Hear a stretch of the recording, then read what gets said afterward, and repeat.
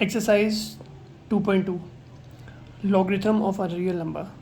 In simple words, the logarithm of a real number tells us how many times one number must be multiplied by itself to get another number. The general form of a logarithm is log base b y x equals to y, where b is the base, x is the result, y is the exponent. This means that b raised to power y is equal to x. In words, the logarithm of x to the base b is y. Logarithm of x to the base b is y. Means that when b is raised to the power y, it equals x. When b is raised to the power y, it equals to x. b raise to power y is equal to x. इसको हम लोग बोलते हैं exponential form है. log base b x equals to y, इसको बोलते हैं ये लॉगरिथमिक फॉर्म है. तो बेसिकली हम लोगों को एक फॉर्मूला है ये वाला जो प्रिपेयर करना है. ये फॉर्मूला क्या है?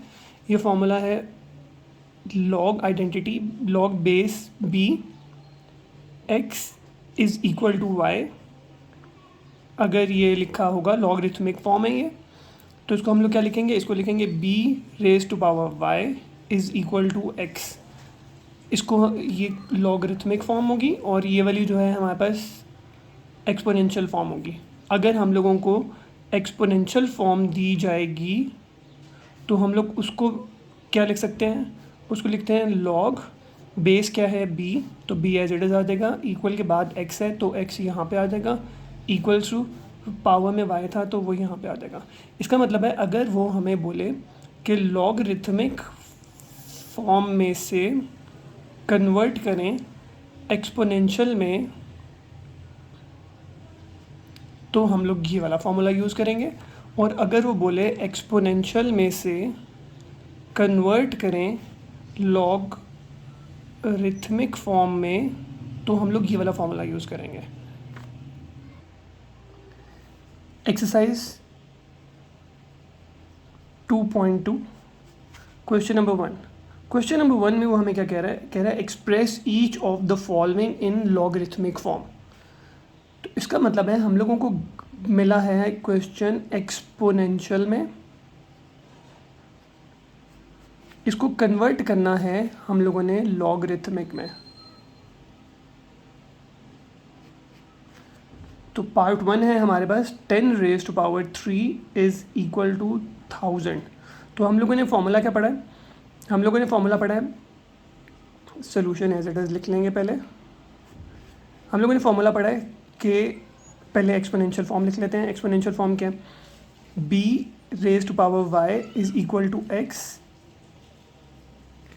क्या बन जाएगा ये बन जाएगा log b is equal to log b x equals to y. तो ये क्या बन जाएगा?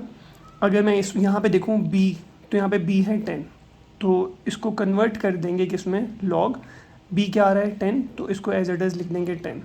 फिर इक्वल के बाद वाली वैल्यू जो है, जो हमारे पास इक्वल के बाद लिखी है x, वो लिखनी है 7. तो इसका मतलब है इसको यहाँ पे लिख लेंगे, बन जाएगा 1000. फिर बीच में आ जाएगा इक्वल और जो पावर है उसको लिख देंगे बाद में. तो ये हमारे पास फर्स्ट पार्ट अटैम्प्ट हो गया. सेकंड पार्ट देखते हैं. सेकंड पार्ट में उसने हमें बोला है 2 raise to power 8 is equal to 256. इसको कैसे करेंगे? सोल्यूशन लिखेंगे. सोल्यूशन के बाद क्वेश्चन को एज इट इज़ रिपीट कर देंगे. क्या बन जाएगा हमारे पास? 2 की power x is equal to 256.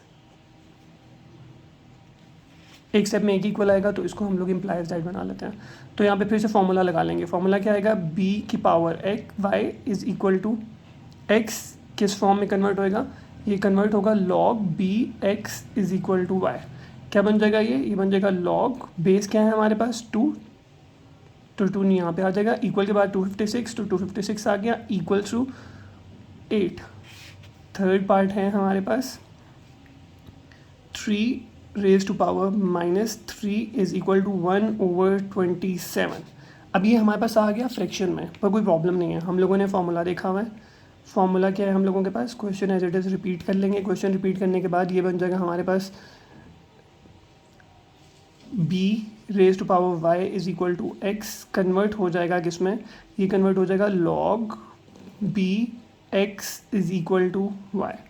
तो अब देखते हैं बेस क्या है हमारे पास 3, तो ये हमारे पास आ जाएगी लॉग की बेस 3, फिर इक्वल के बाद जो वैल्यू है 1/27 ये एज इट इज़ आ जाएगी, फिर बीच में क्या आएगा इक्वल, और जो पावर है वो बाद में शिफ्ट हो जाएगी, तो बन जाएगा -3। ठीक है, अब देखते हैं पार्ट नंबर 4। तो पार्ट नंबर 4 में वो हमें बोल रहा है 20 raise to power 2 is equal to 400।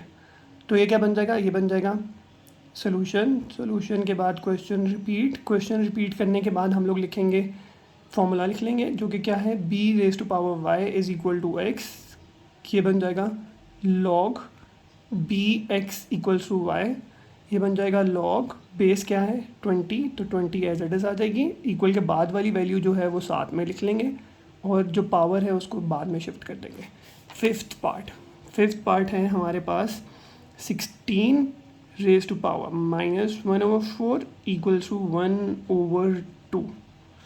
फिर से वही सेम सोल्यूशन के बाद formula b raise to power y is equal to x log x to the base p equals to y, क्या बन जाएगी बेस 16, तो यह आ जाएगा log 16 1/2 इज इक्वल टू -1/4। ठीक है, अब है टर्न 6 पार्ट की। तो 6th पार्ट है हमारे पास 11 raise to power 2 is equal to 121। Solution के बाद बन जाएगा formula b raise to power y is equal to x will be converted into logarithmic form, log x y base आ गई 11, तो बन जाएगा log 11 इक्वल के बाद लिखा है 121 क्वेश्चन में, इक्वल आ जाएगा किसके 2 के। 7th पार्ट है हमारे पास p is equal to q r. तो सेम ऐसे ही सोल्यूशन के बाद रिपीट करते हैं formula b y is equal to x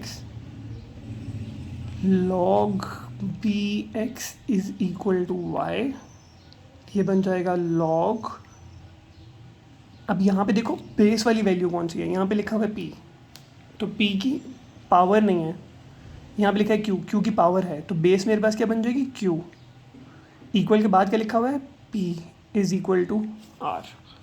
ठीक है, 8th पार्ट है हमारे पास 32 raise to power -1/2 is equal to 1/2। तो सोल्यूशन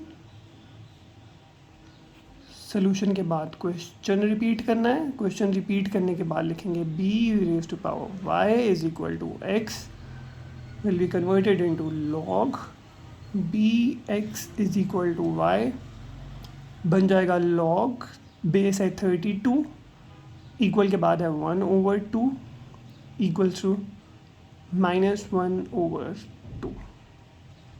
आप लोगों का है क्वेश्चन नंबर 1।